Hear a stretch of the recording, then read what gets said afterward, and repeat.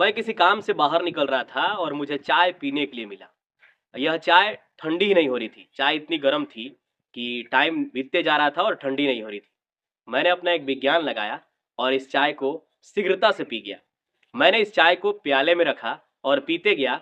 चाय पूरी ठंडी हो गई और मैं अपना समय भी बचा के काम पे निकल गया। अब यह क्यों हुआ, इस विज्ञान को समझते हैं। जैसे ही आप चाय किसी ग्लास टम्बलर या किसी कप में पीते हैं तो उसका सरफेस एरिया कम है, यानी उसका जो एरिया है वह कम होता है, जिसके वजह से इवेपोरेशन कम होगा। एरिया कम तो इवेपोरेशन कम होगा और चाय जल्दी ठंडी नहीं होगी। लेकिन आपको याद होगा जब बचपन में हम खिचड़ी या दूध रोटी खाया करते थे, तो माँ हमको बड़े कटोरे में या बड़े से एक प्लेट में ये सब देती थी। और क्यों देती थी? क्योंकि उसका एरिया ज़्यादा होता है तो वह जल्दी ठंडा होगा, यानी उसमें इवेपोरेशन ज़्यादा होगा।